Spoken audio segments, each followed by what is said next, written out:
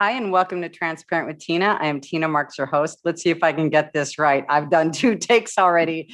Today's guest is a podcast host. I was saying podcast. I don't know what I was saying, but anyway, he's a podcast host, an entrepreneur, speaker, coach, author. He also operates a real estate business and a media/coaching company. Prior to this, he was in the Navy submarine force. Yes, he spent years underneath the water, and it was an amazing experience for him. He found his purpose, which is helping other people. He's also very passionate about suicide and mental health. You're going to find out why through his journey underneath the water in a submarine for years, how this all led to him being and doing what he's doing today. Up next, Moussa Mikhail.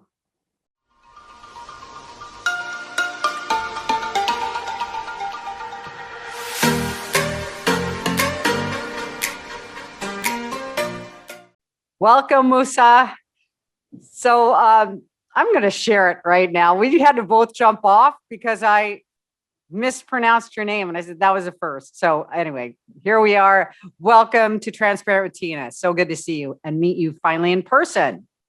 Yeah, it's an honor, my privilege and honor. Thank you very much, Tina, for having me. Oh, you're welcome. I mean, I find you fascinating. You've got your hands in a lot of businesses. You are a podcast host, entrepreneur, speaker, coach. You also operate a real estate business and a media/coaching company. But before we get into all that of where you are now, I always like to hear the backstory. Before that, you were in the Navy submarine force, right? Correct. Yeah. And this actually led to your journey to entrepreneurship and following your dream. So why don't we talk about what led you into that first, and then your journey into being an entrepreneur. So what made you interested in becoming part of the Navy and actually going down on a submarine? Because honestly, I was thinking about that. I don't know anybody that's been, that tight quarters, underwater. Tell us about it. Yeah, actually, I didn't even want to be on a submarine. So it's funny how it happened. My intentions going into the Navy were actually to be an FBI agent. Oh. And that was my initial goal. And that was my plan of pretty much standing out, getting a top secret clearance, having a military background, as well as an education that would make me stand out versus a competitive FBI agent recruiting system. And then there was 2 things that I didn't really want to do, and the submarine force was actually one of them. And I specifically told my recruiter at the time, like, I didn't want to be underwater. And it was mainly, honestly, because I was afraid to be inside the tube for extended periods. It is really a tube. I've been in one. Yeah. I forget where it was, but it is very close quarters. Yeah, it is. It's a tube with a bunch of mechanics and electronics and power plants and all kinds of things. And I really didn't want to do it. And then somehow, when I ended up going to the entry processing station, the only 2 jobs they offered me were on a submarine. And I was told I was going to be able to change it in the time and the waiting period before I shipped out to boot camp. And that I didn't really get any other job that offered me a security clearance. It was like the main goal I was going in the military for was a security clearance. So I ended up just accepting it and going into the submarine force. I was a navigation electronics technician on a fast attack submarine in Pearl Harbor, Hawaii. And, wow. Very technical field. My experience there was, I've never even been on like a boat. So my first time ever on a boat, it was on a submarine. And they did this thing where they drop you off, they pull in close to the port and you get on a small boat and jump on pretty much. And then they leave. And they do that for like supplies and personnel. And that's my first time going on board a couple months before we did a 6-month deployment. I was totally seasick. I was totally overwhelmed. That was the other thing I was going to bring up. I mean, I'm sure if I wouldn't last because seasick. Yeah. Yeah. So the cool thing. So the first time out, we said that you went for 6 months. Is that what you just said? No, it was a preparation for the 6-month deployment. Oh, I see. It was like the workup, what they call it. And I really, I decided when I was doing the 1 year schooling and training before going onto the submarine that I was just going to do my best to make the most of my situation, honestly, because I could tell them I was claustrophobic and, I was having, mental problems, and I really didn't want to do it. And then when I actually talked to one of the psychologists that did a tour with me, that's when I realized like this was just, I was making up this fear of being on the submarine. Because once I got on, yeah, it's really cramped and it's not glamorous in any way. It Right. wasn't it wasn't gonna like kill me. So, and it's It interesting how the wasn't brain maybe is. as bad as you imagined, right? Which Yeah. is a very important point with fear, Mhm. right? It I is. mean, I Absolutely. talk about this all the time, Liv, and it's funny because I knew I was having this interview today. I was going through some of your notes, and all of a sudden it brought back a lot of memories for me. I lived most of my life in fear. I mean, and I'm going to do a show probably on my own, just talking about this very subject about fear and how you can just make yourself crazy, right? Because your Mhm. imagination is amazing when you use it for good things. But if you're using it with fear, yeah. So that was a great demonstration for you that it wasn't as bad as you actually had made out in your head. Yeah, and it was really all I was focusing on. The first time I took a tour, because they make you take a tour of the submarine to familiarize yourself while you're in school, because Mhm. it's in Groton, Connecticut, and that's a submarine base. And I thought I was claustrophobic, and I was just like sort of freaking out. And that's when I was like, I'm not going to do this. And I talked to some people. Then they took me on another tour, and then I was just like, I was focusing on all the fear aspects of it, of being away from people, being trapped, being not able to talk, being able to not leave or go anywhere, and just being in this confined space with 130, 150 men for those specific class submarines. And it was just, that was the only conversation I was having in my head was, Mhm. this is going to be terrible. Like I'm not going to see the sun for months. It's like all these things. And then I ended up just and making it a challenge for myself of going outside my comfort zone, because it was truly the most uncomfortable place I could think of, like in the Navy, Oh was yeah. doing In the submarine work. Navy, in a lot of places. Yeah. But had you, Musa, at that point, had you made it a habit of overcoming challenges and, like you just said, being okay with being uncomfortable? At that point, I realized that it was a choice. I already made the decision to get out my comfort zone by leaving and going to the military in the first place, leaving Mhm. everyone and doing my own thing in the military. So it was continuous practice, and I started to shift the way I look at it. I was like, if I could get over myself and get out of my own way and fears of Mhm. accomplishing this, being on a Mhm. submarine, actually being successful, not just surviving and being miserable, because some people do that. So a lot of Mhm. people Mhm. I've served with is just, I'm getting by, and then that translates in the civilian world. Some people just hate their job, go to work and just get by instead of actually enjoying what they do. And I was just going to decide I was going to do the best I could possibly do wherever I was at, and that's where it started to develop that mindset and that perspective. And then I realized if I could do this here and overcome this, because there was like no part of me that desired being there, there was nothing that I wouldn't be able to accomplish outside of the military, because I know it was just several, like a few years of my life. So I already had the intention of not staying in for that long, and then seeing how government and military was operated behind the scenes, and a lot of the things I didn't like, the bureaucracy Mhm. issues, and just a lot of the policy type things, and the way the people weren't the priority from my experience. Mhm. It's the submarine and the mission and these things, and I get it to a certain point. However, the people really have to be a priority in any organization, right? And that's why I truly believe if you're a business owner, or a military leader, or a leader of any kind, the people are the most important thing. Simon Sinek talks about it a lot. Like you have to invest in the people, and then the success you are looking for is a result of you investing and showing love and support to the people that work with you or work for you. So I started to really be observant of how these systems, these archaic ways of treating people, the military, authoritative type of leadership. And I really, really started paying attention to the leadership Mhm. and the leadership styles and mental health and then physical health.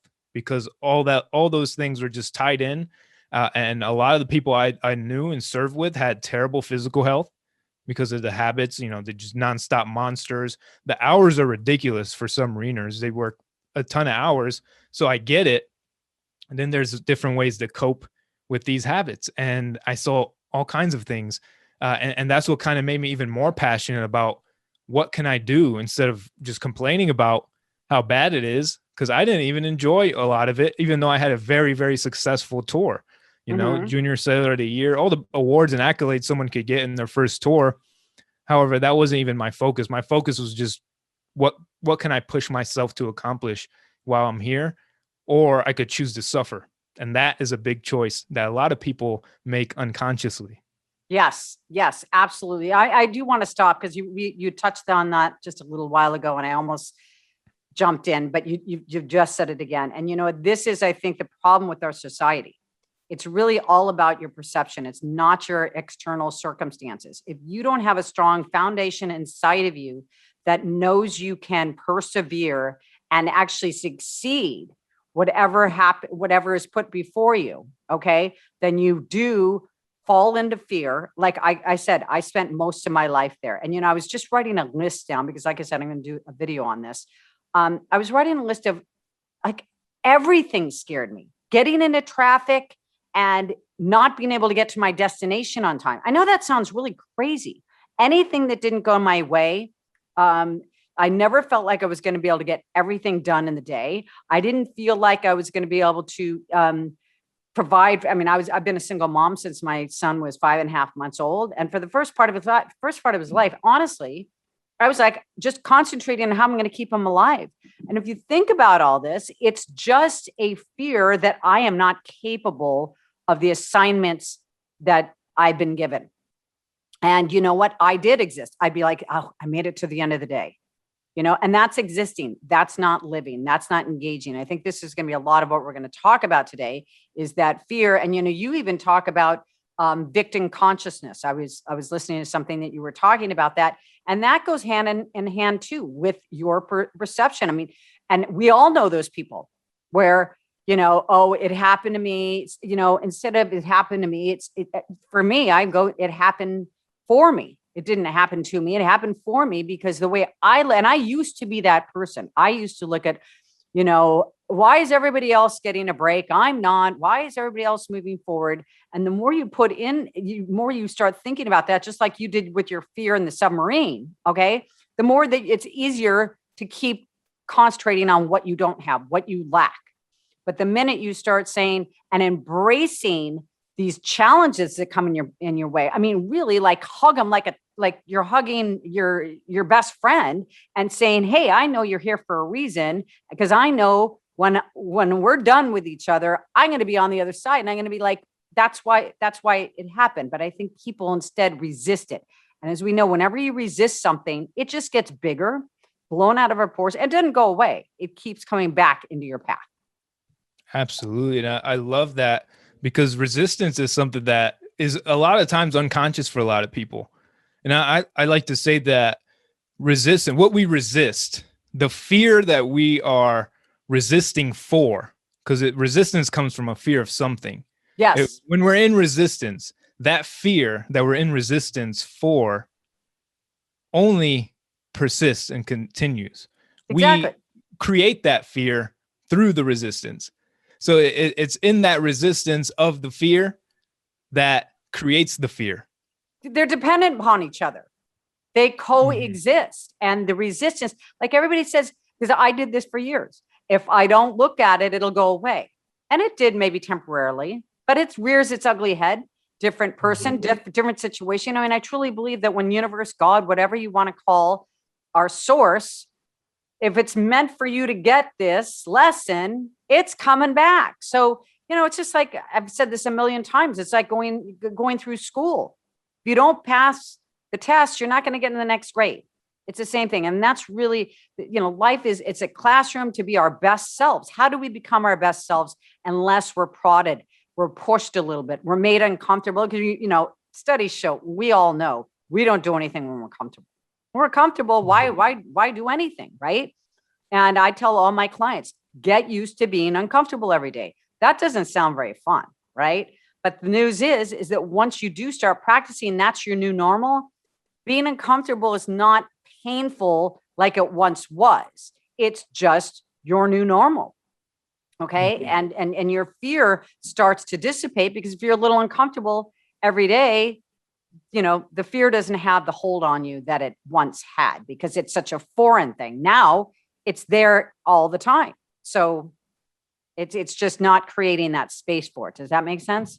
It makes perfect sense. And for another perspective to look at being uncomfortable, because our brain does everything in its power to keep us comfortable, because that's just the way it is designed to keep us alive, it is really is when we are in fear and uncomfortable, you realize that uncomfort, that energy exertion, it usually takes a lot more energy when you're pushing yourself outside your comfort zone. If you have a really tough conversation, it's like after it, you're just like, whew, it's Yeah. draining or whatever, it's tiresome.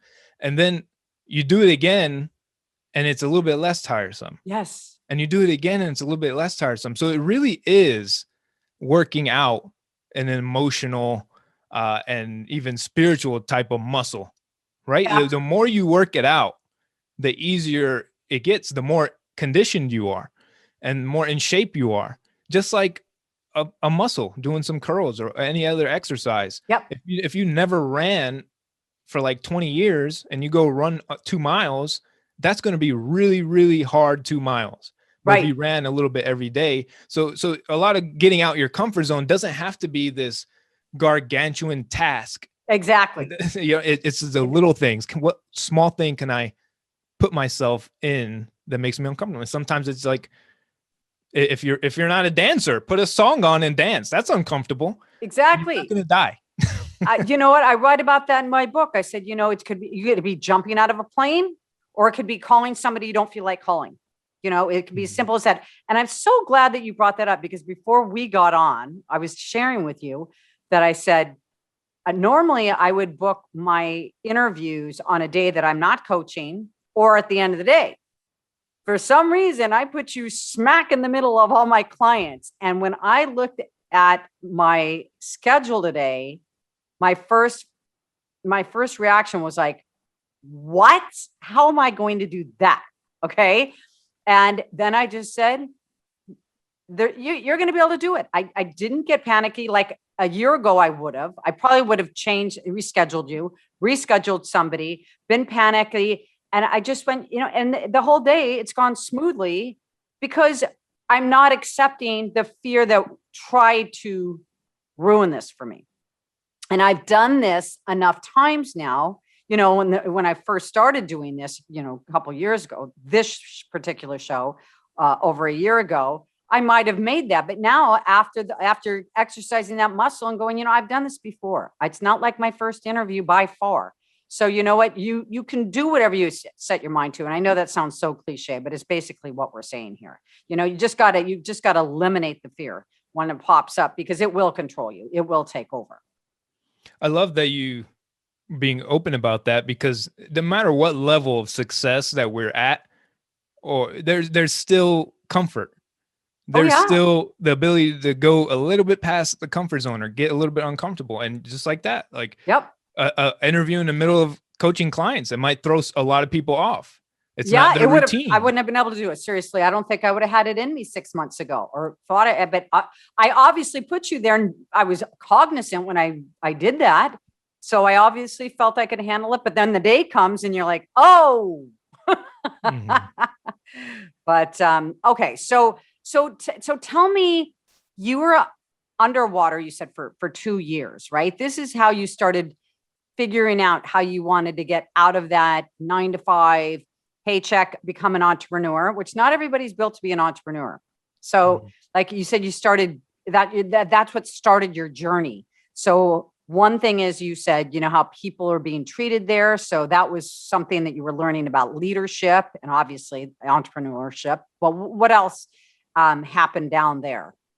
Yeah, absolutely. So about 2 years of my 4 years attached to the submarine was underwater. So we were pretty busy.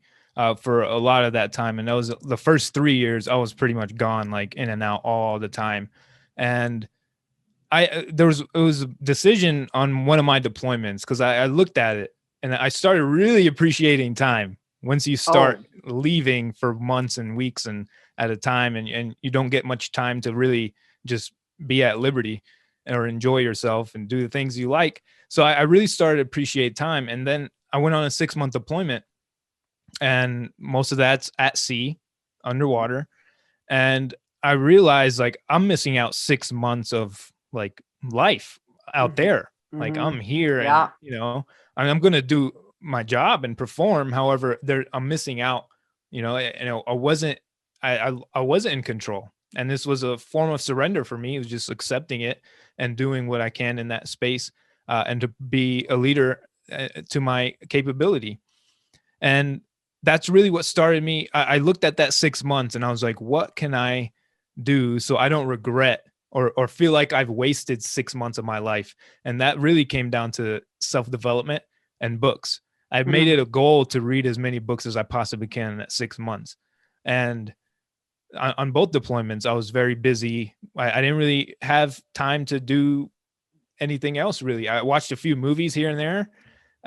My second deployment was strictly, I'm going to read and listen to podcasts and just consume as much as I can to set myself up when I get out. And most of the stuff I was reading and stuff were just self-development and business related, finance and things of that nature. And that really shifted my idea of creating a life that I wanted to design and not work. Because then it dawned on me that FBI agents had less vacation time than I did in the submarine force. They have 14 years. And I was just like 14 days a year, and they work a ton as well. And I realized it wasn't fulfilling me, even though I support the military and I very much support veterans and active duty. That wasn't fulfilling me. It wasn't I feel like it wasn't my calling. Yeah. We all said at the same time, wasn't your calling. Yeah. And then I thought about my podcast name before I got out, and I was just like, I want to do a podcast on self-development and then share my journey and help others and get other people to share their journeys, because everyone's journey is unique, different perspectives and different obstacles and overcoming different things. And it really excited me. I got really excited to just think about, like, I could just have conversations with people and, and then just help them. Cause like most people don't get the experience I got. Right. And I chose to get the perspectives that can help me teach other people. Yes. Right. And see what leadership styles, why it doesn't work. And some, I aligned my leadership style with a lot of what Simon Sinek wrote in Leaders Eat Last, which is one of my favorite books on leadership. And that was just like, everything he was laying on there was just perfect. It was just exactly what I was experiencing with leadership and my submarine. Yep. And that was a big deal. Like, that affects morale, and morale affects performance. And that was a big thing that was just, I wanted to, I could not stop learning about it. Right. It was just why, and why does one leader change out for another person, and the whole dynamic changes. Exactly. The entire crew. And that got me very curious. Well, people need to feel heard, and they need to feel appreciated. Those are really, and they need to feel loved. But I mean, seriously, it's not asking a lot. I mean, when people feel that way, they'll run, they'll bend over backwards for you, and when they don't feel appreciated, and they don't feel loved and they don't feel heard, they're going to be looking for any opening to get out of that place, and I want to go back to one thing that you just said. So if let's say you had resisted, you had not surrendered to your circumstances, how would your life have been different right now? If I would have not surrendered to my circumstances of being on the submarine? Yeah. If you would have resisted it, like you said, and just resisted it and basically grin and bear it, do like whatever you have to do to get by. I mean, how would your life be different right now? It would not. I would not be here talking to you. I know that for a fact. And don't get me wrong, I did have a lot of resistance. I was a high performer, And I still got stuck in a lot of the resistance. I would get stuck on all the things that I didn't understand or like, or things. A lot of the times it's do this without an explanation. And that drew me nuts.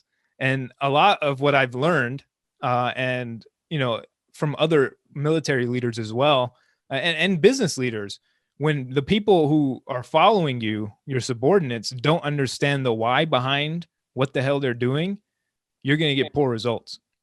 And they're be pissed off. Yep. Yeah, exactly. Exactly. So every time something like that came about, I would get pissed off, and I would recognize it though. And it was a constant effort, conscious effort of me not allowing circumstances to continue to control me emotionally. Because once it controls my emotions, it controls everything I do, because nothing I do is the same when I'm pissed off. Exactly. My performance is not there, definitely. So I would say that if I haven't surrendered to being on a submarine, I would never gotten that level of perspective and that many opportunities to practice getting out of resistance or being outside my comfort zone. You would have had the opportunities, but you probably wouldn't have recognized them. Yeah. Right. Because if you're closed, you're closed. And that's why I try and tell people, when your objective is to resist what is, whether it's being in a relationship or it's being in a job or something, if you're resisting what is, there could be a ton of opportunities in front of you to get you onto an even better path, but you're not going to see them because you're tunnel vision. You're focused on things you can't change. I mean, I've said this so many times before too, that's the serenity prayer, you know, which is, God grant me the serenity to accept the things I cannot change, the courage to change the things I can, and the wisdom to know the difference. I mean, that really says it all. I mean, just recognize what you can change, what you can't. And if you can't, you know, instead of being miserable, wouldn't you rather be happy? People are like, how can I be happy stuck in a submarine? Well, it's all up here. So, you know, you in your questionnaire, you had mentioned that you're motivated by suicide and mental health issues in society and in the military.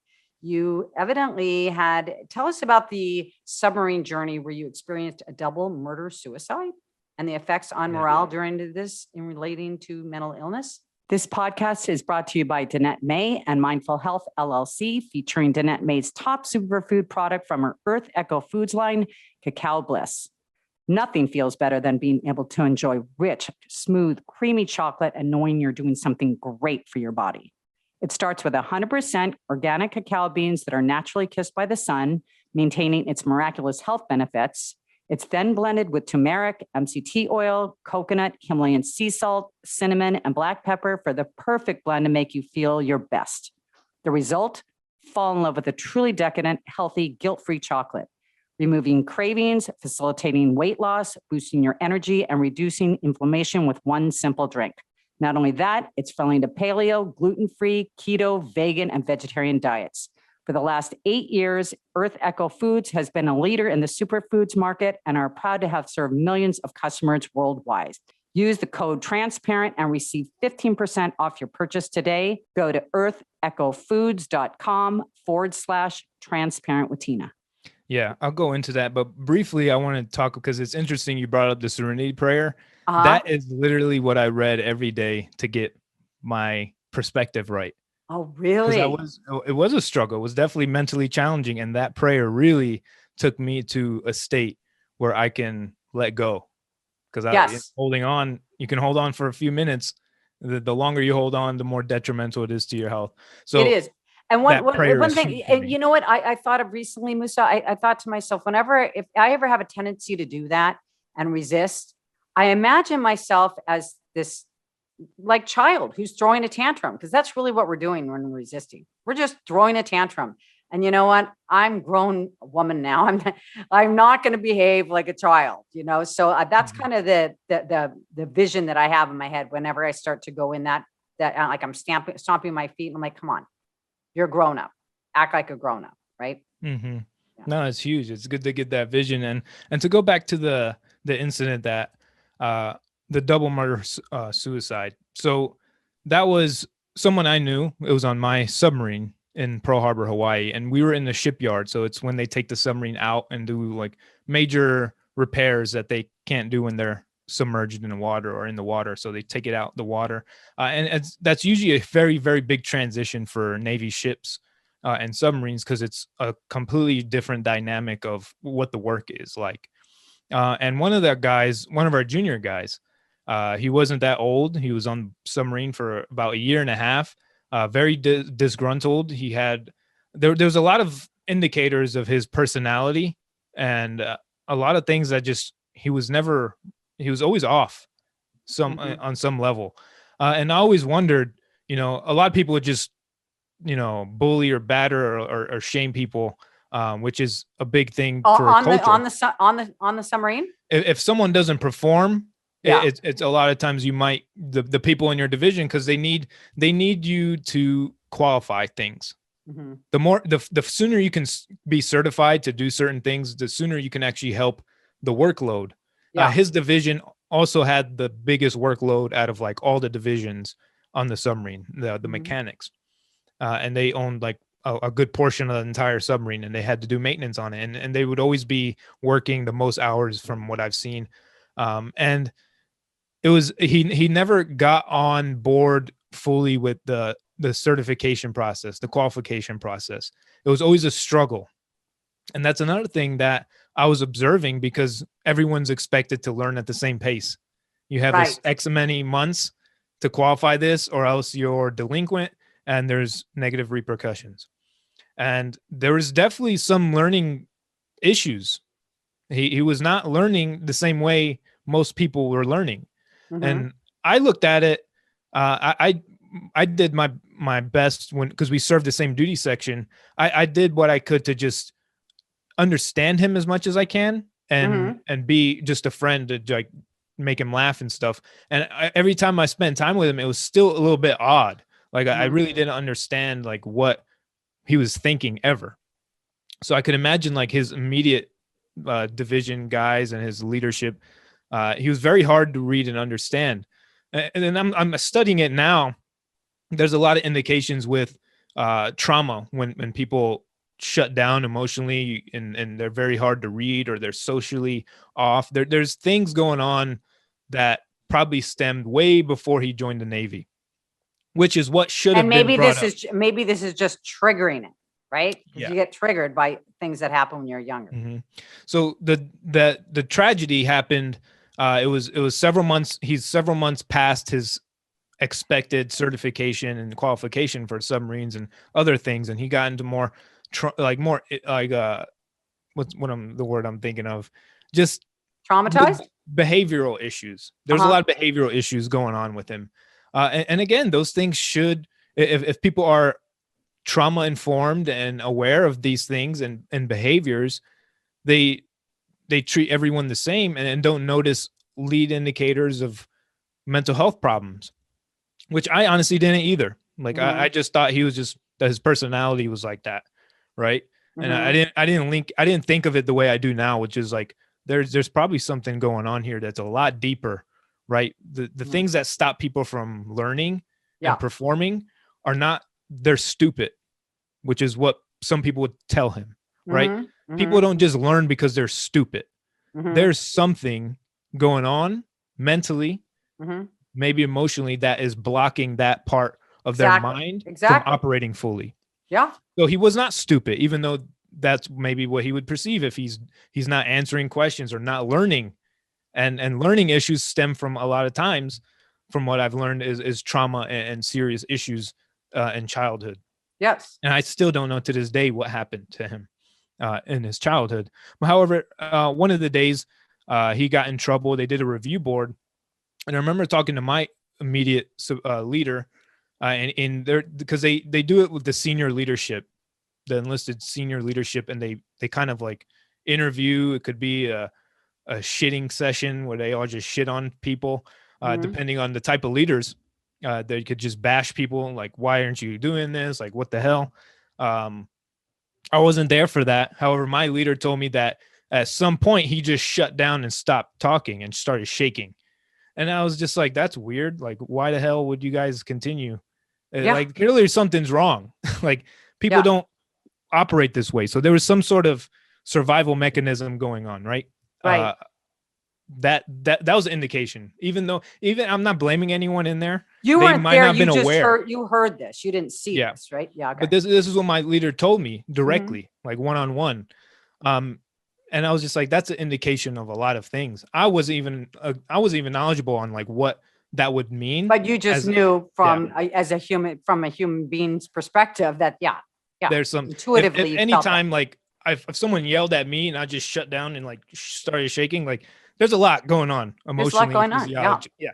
So I think it was that same day after that, he stood watch. He was on duty. So every 4 days at that point, the submarine has to be manned 24/7.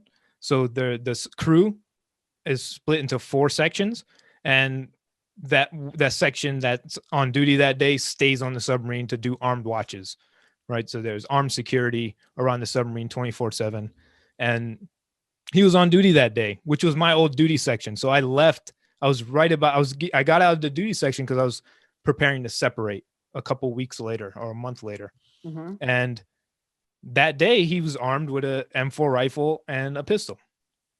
So it was in broad daylight, where there was, I think it was like the end of the workday. This was a couple weeks before Christmas. 2 Hawaiian shipyard workers walking away, and he shot both of them, and then he killed himself.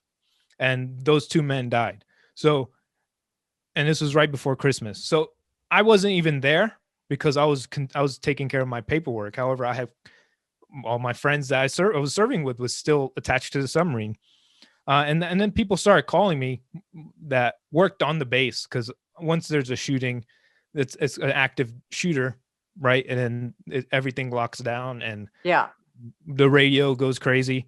And one of my best friends, he called me because he was just like, "What the hell's going on? Active shooter on the Columbia," and I was just like, I froze because like I was just like, "What the hell?" And it could have been you. It could have been you. Like, it could have been some of my friends. I had no idea what was going on. I didn't know who was getting shot. The 2 gentlemen that he shot, were they just happened to be in his way, or were these 2 of the men that were drilling on him? They were just no. These guys probably never spoke to him. That's what I thought. They were shipyard workers.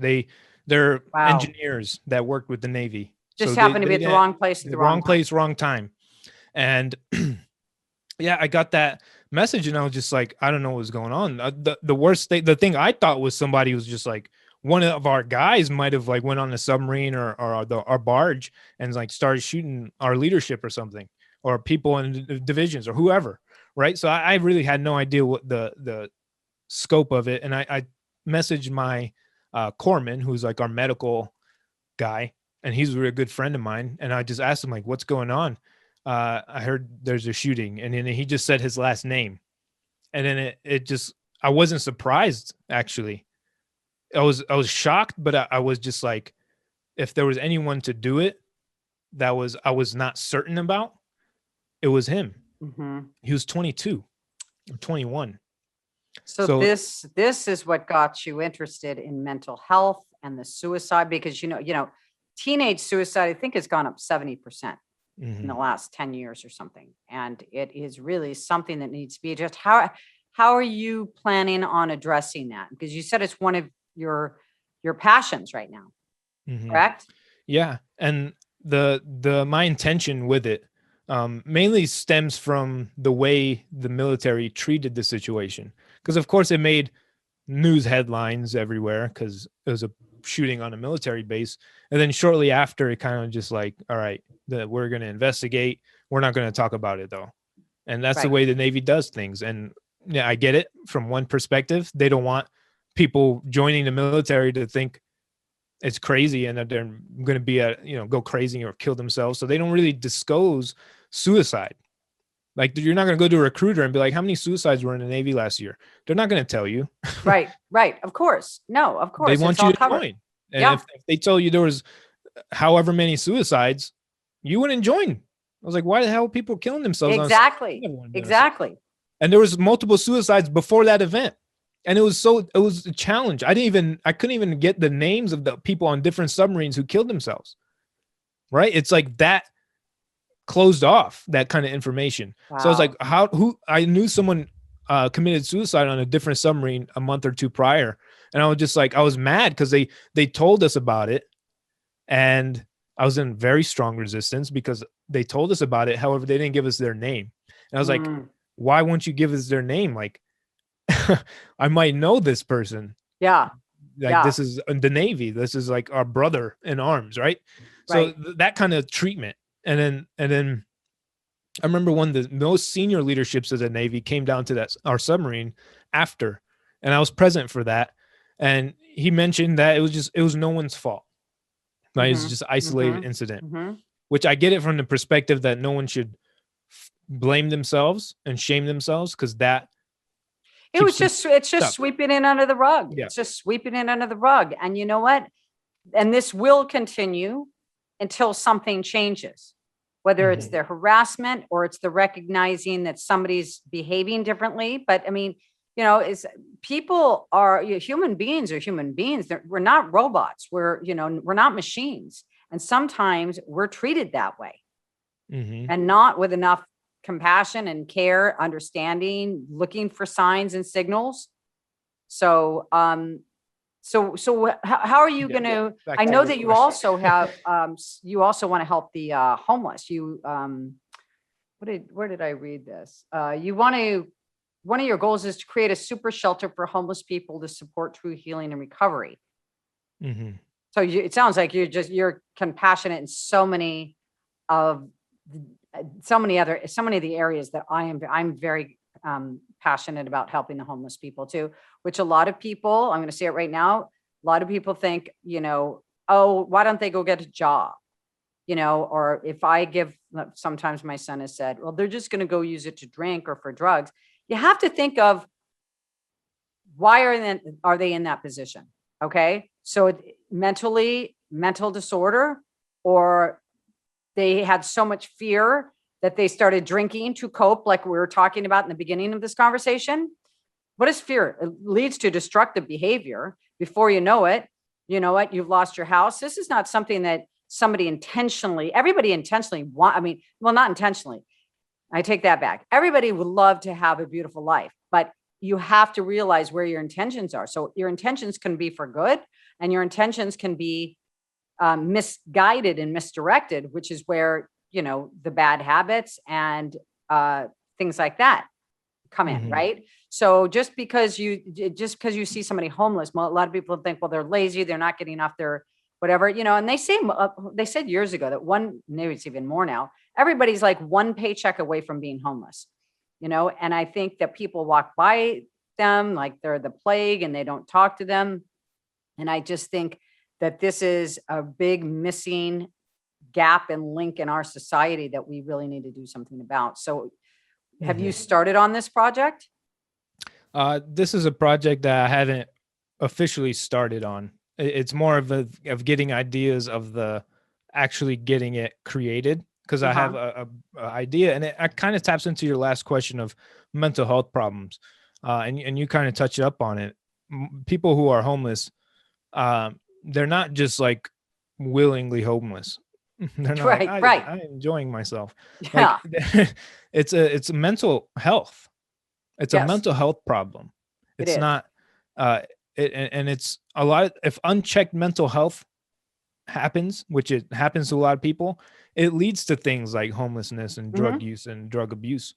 So it's looking at it from a completely different perspective. It's I love the book Oprah and Bruce Perry they made recently called "What Happened to You," instead of and it's changing the narrative of what's wrong with you to what happened to you.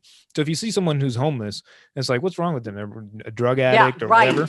It's more like what happened, because what happened that led them for their mind to operate this way, where they use drugs to now where they can't stop, and the only way for them to stop is support from other people. Exactly. By themselves, their brain has become addicted to this way of operating. Yeah. And if people, they don't why can't they just quit? Because that's at that moment, that's the only relief they have. It's the only relief they have. It's like they're clinging onto a lifeboat because they've given up on themselves. They maybe feel society has too, but they definitely have. I mean, and I think when we know better, we do better. Right. So it's about educating not only the people that are going through it, Moussa, but like we're doing right now, educating the other people that are not in that position, but outside looking in, and I've always said, if you're just kind to everybody you meet, it's that in itself makes a huge difference in somebody's life. Again, I'm going to go back to people need to be heard, and they need to be, they need to be to be appreciated.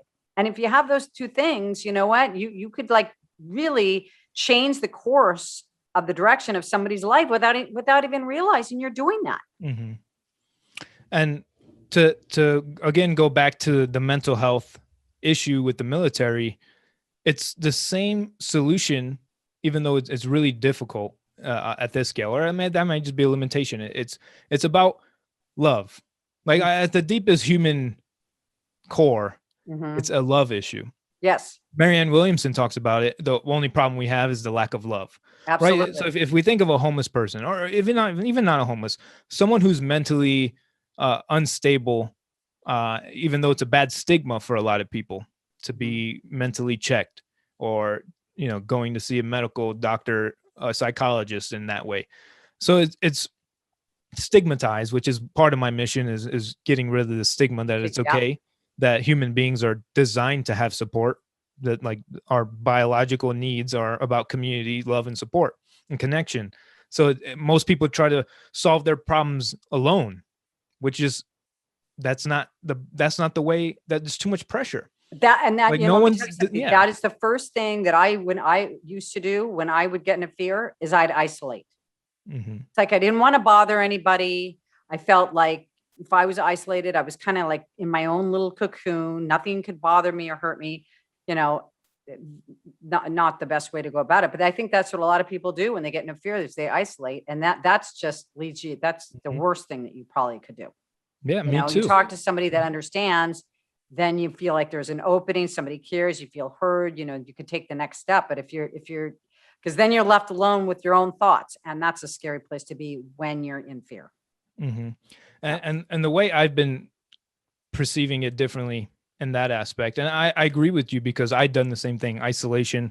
I don't want to talk to anyone about it, and it was just starting to affect my health physically when I was holding things in and not talking about it. When it comes to people who have mental health issues, what I've done that's been helpful for me, shifting my perspective, is the inner child, right?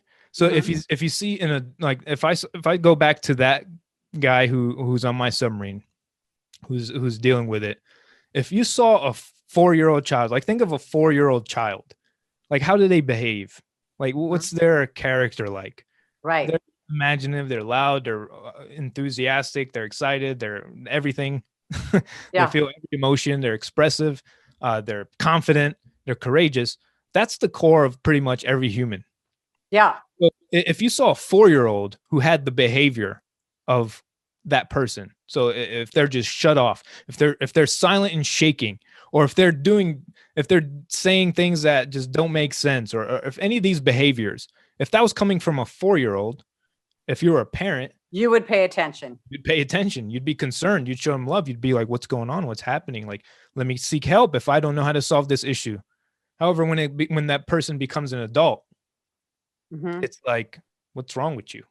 I love that analogy. I really love that analogy, because I write about it in my first book that, we're all trying to get back to that true nature, which is any child. That's what they've just come from source. They're filled with love. They don't have any fear. They know exactly who they are. That's what we're really all trying to get back to, because we become, the older we get, we hear, naysayers, or you can't do that. We hear too much, you can't do that. And it starts to shut down our creativity and our belief in ourselves. So that's really what we're all, and I love that analogy. So whenever if you ever think somebody's shut down, think of them as their child self, and you think that they would be behaving like that as a child. I love that. And that can even come into play with any relationship. If you're ever in an argument, or if you ever see someone and go into a place where like anger and rage, any of these things, like imagine that person a little child. They're scared. What makes people behave this way? Yeah. They're not just assholes. Like, why are they asshole? If you want to think of it that way, I love that. What caused that that subconscious thought process, that way of being reacted and triggered emotionally causes that kind of action by that person. You got to go deeper. Take right? one And step for, yes, Mhm. exactly. Because it's just an appearance. That is a absolutely. reaction to something they are feeling deep inside. So Yeah. yeah, it's up to us to, and I agree. And you know, there's that saying, hurt people. When you're It's true. hurt, you don't behave well, right? And that's why it's so important to take care of yourself. Self-care is the most important thing, because I used to wait for somebody, I'll wait for somebody to come along and take care of me. No, that you need to take care of yourself. That'll Mentally, never happen. physically, spiritually. It No won't one is happen coming. because No you one's won't. coming. No one's coming because you're not going to attract that as long as if you're not complete. You only can attract with what to the frequency that you are, right? Mhm. So if you're in need, you're going to attract somebody else that's in need, not because that will make you complete. So tell us, we have to wrap this up. Tell us about your podcast and where we can find you. Yeah. So my podcast is called The Conqueror Approach, and it's about the journey of self-mastery. It's a lot of the things we're talking about. It's getting back to that inner child. It is getting to a place of self-mastery. Because again, like you said, no one's coming. It is our responsibility if we choose to be responsible in our lives. So the whole podcast is about mindset, physical health, fitness, spirituality, and on the journey, right? Because I haven't mastered anything, but I want to invite people on the journey with me to learn and grow and get different perspectives of how they can apply these things in their life. And a lot of that mission is to get into the hands of people who are struggling mental health wise, right? Because mental health is physical health, and physical health is mental health, and all that It's spiritual all health. connected. It's all connected. You So can't disconnect it. Yeah. people want to separate mental health and physical health like it's two different things, and they're not. It's So interdependent. Yeah. my goal is combining that and putting it in a platform which is not like, here, you're broken, listen to this. It's more like, let's grow. What's limiting us? What do we need to overcome, and how do we make the shift? So the And Conqueror Approach, it's on every podcast platform, the Conqueror yeah. Approach. Okay. And my biggest platform to reach me as Instagram. However, I'm on Facebook and TikTok and all the major platforms. So what's your handle on Instagram? It is my name, Moussa McKell. MIKHAIL, just for those of you. Yep. And that's one more thing that I'm going to just say on what I'm going to add on to what you said. When you feel broken, you're not broken. Okay. Mhm. Those areas just need to be healed. You know, you've been traumatized somewhere in your life, and we've like taken that in our emotional body and our mind, and we need to release those, because that's really not our true nature. That's not who we are. It's something that happened. We didn't know how to cope with it, and now it's affecting us, whether it's mentally or physically or spiritually. So you're not broken, and you know, we all have it. Everybody has things that they need to heal inside of them, right? Everybody, every single person. And the one belief we need the most is just the belief that it's possible to have a great life, to be happy, to Exactly. actually have healthy relationships, that it is possible. Because as soon as if we subconsciously believe that it's not, and we're not capable or worthy or Mhm. enough to have a great relationship or business or make a lot of money, it's never going to happen. Absolutely. So when you think, what if, instead of thinking, what if this happens in the negative, think of what if in the Mhm. What's positive. possible? Yeah. What if I get fired? What if I don't? Always look at in the positive, and I think that'll set you on the. I could talk to you for hours, Moussa. But anyway, agree. thank you so much for being here. Check him out. Check out his podcast. And for those of you watching, if you have not subscribed to my YouTube channel, please do. It's Tina Marks TV, and also my podcast. If you haven't downloaded it yet, please do, and share it with a friend. And we will see you next week. Thanks, Moussa. Thank you.